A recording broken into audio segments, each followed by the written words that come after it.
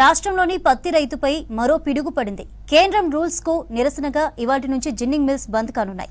పత్తి కొనుగోలులో సీసీఐ అవలంబిస్తున్న కొత్త నిబంధనలపై ఆందోళనకు దిగాయి. జిన్నింగ్ మిల్లులను L1, L2 కేటగిరీలో అలాట్మెంట్ యాప్ రిజిస్ట్రేషన్ ఎకరాకి 7 క్వింటాల్లే కొంటామన్న నిబంధనపై Telangana cotton millers and traders welfare association fire అవుతోంది. ఇప్పటికే వర్షాలతో నష్టపోయిన పత్తి రైతులు ఇప్పుడు మిల్లుల బంద్తో మరింత నష్టపోయే అవకాశం ఉంది. ఈరోజు రాష్ట్ర వ్యాప్తంగా జిన్నింగ్ మిల్ అసోసియేషన్ వారు బంద్కు పిలిపించినందున వ్యవసాయ మార్కెట్ కమిటీకి ఎటువంటి రాబడులు రాలేదు. దీనికి గల ముఖ్య కారణం ఏంటంటే సీసీఐ వారు రైతుల దగ్గర నుంచి పత్తి కొనేటప్పుడు L1, L2 నుంచి L12 వరకు కేటగిరీల వారీగా కొనుగోలు చేస్తుంది. దీనివల్ల వాళ్ళు అసోసియేషన్ వాళ్ళు ఏంటంటే మాకు అన్ని మిల్లులు ఒకేసారి ఓపెన్ చేయాలని మరియు రైతులకి ఎకరానికి 7 క్వింటాలు పరిమితి ఉన్నందున దాన్ని ఎత్తివేసి గతంలో మాదిరిగా 12 క్వింటాలు ఎత్తివేయాలని ఈ కారణాలపైన బంద్కు పిలిపించున్నారు. కావున రైతులందరూ తెలియపరిచే వరకు తీసుకురావద్దని విన్నవించుకుంటున్నామండి. ఈ సంవత్సరం అక్టోబర్ 24 నుండి సీసీఐ ద్వారా కొనుగోలు ప్రారంభమైనాయి.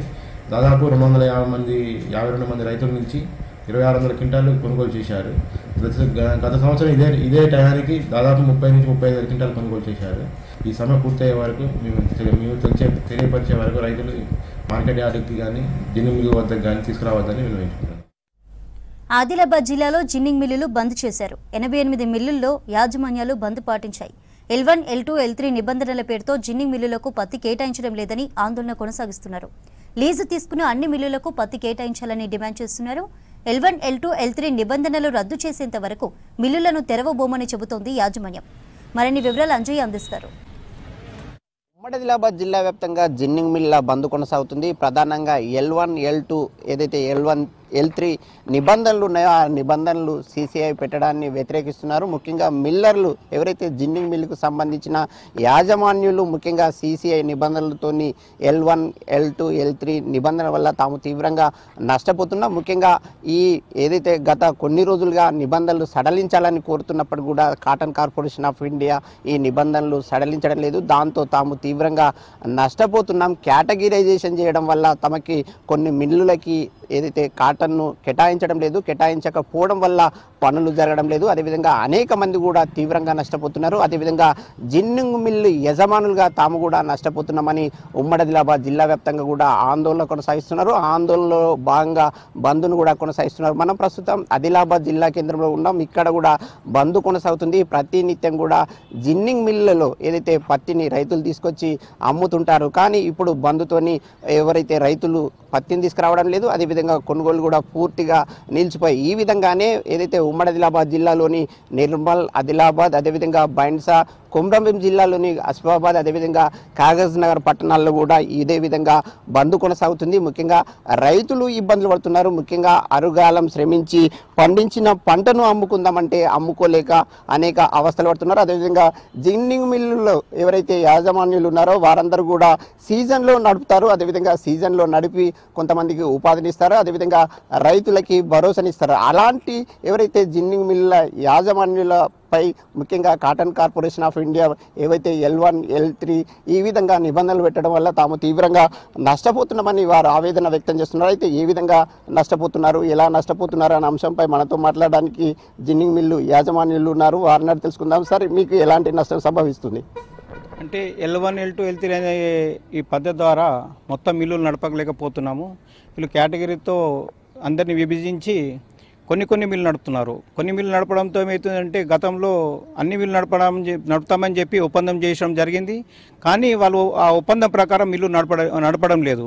గతంలో స్టార్టింగ్లో వచ్చి 33% మిల్లులు అంటే ఆదిలాబాద్లో 3 మిల్లు ఏ సెక్షన్లో, 3 మిల్లు బి సెక్షన్లో స్టార్ట్ చేయడం జరిగింది. కానీ మెల్లమెల్లగా మార్కెట్లో పత్తి రావడం స్టార్ట్ అయిపోతే మిగతా కూడా నడుపుతామన్నారు, కానీ నడపలేదు. మళ్ళీ స్ట్రైక్ అని చేస్తామంటే స్ట్రైక్ వెళ్లకుండా వాళ్ళు ఒకరోజు ముందు మళ్ళీ 2 మిల్లు స్టార్ట్ చేశారు. కాబట్టి మళ్ళీ ముందర మేము మొత్తం మిల్లు నడుపుతామని చెప్పారు. కానీ గత 10-12 రోజుల నుంచి కూడా ఏమీ హామీ ఇవ్వకుండా వాళ్ళు ఏం మాట్లాడకుండా ఉండడంతో ఈ రోజు నుండి రాష్ట్ర వ్యాప్తంగా 322 మిల్లులు బంద్ చేయడానికి నిర్ణయించడం జరిగింది. ఖచ్చితంగా ఇది రాష్ట్ర వ్యాప్తంగా బంద్ జరుగుతుంది. ఈ పరిష్కారం అయ్యే వరకు కూడా మిల్లులు తెరవబోమని చెప్పి చెప్పడం జరిగింది. అంటే ముఖ్యంగా కేటగిరైజేషన్ చేయడం వల్ల మీ మీద ఎట్లాంటి ప్రభావం చూపుతుంది?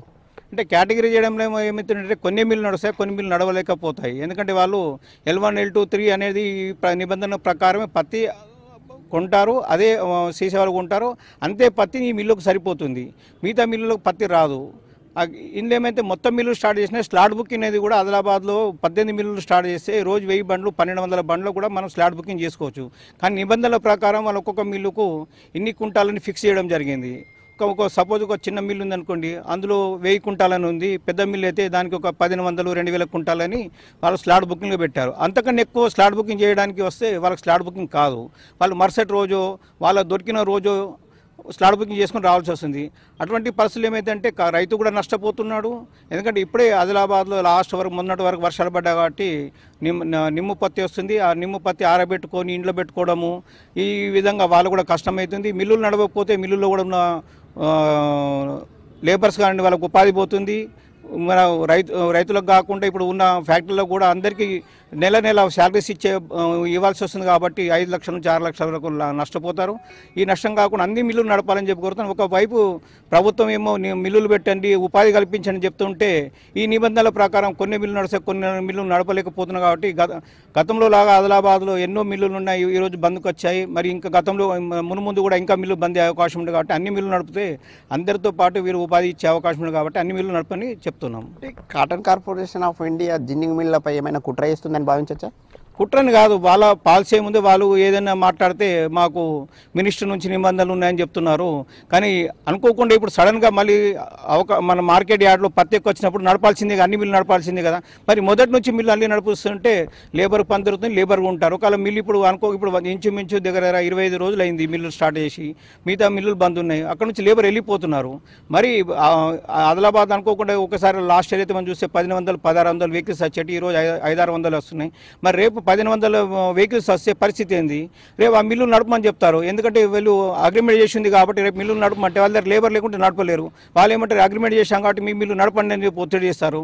అదే ఒత్తిడి రాకుండా ఈ రోజు నుంచి అన్ని మిల్లు నడపాలని చెప్పి కోరుతున్నాం. మనకు అంటే ప్రధానంగా కేంద్ర ప్రభుత్వం ఒకవైపు పరిశ్రమలు స్థాపించండి, అందరికీ ఉపాధిని ఇవ్వండి అని చెప్తుంది. కానీ ఇక్కడ మాత్రం మిల్లుల్ని ప్రారంభిస్తాం, అదేవిధంగా ఏదైతే ఉత్పత్తిని ఇస్తే కాటన్ ఇస్తే మేము పని చేపిస్తామని చెప్తే అందుకు తగ్గట్టుగా ఇవైతే నిబంధనలు పెట్టి వేధించడాన్ని ఎట్లా చూడాలి మీరు? వింతండి కాదు, అంటే మేము అనేది ఏమిటి అన్ని మిల్లు నడవాలి. ఒకవేళ అంటే అన్ని మిల్లులకు ఇవ్వడం లేదు కదా, ఒక విధంగా చూస్తే ఇది వేధింపులే కదా. వేధింపులు అని కాకుండా మరి వాళ్ళ పాలసీ ఏమి అర్థం కావట్లేదు.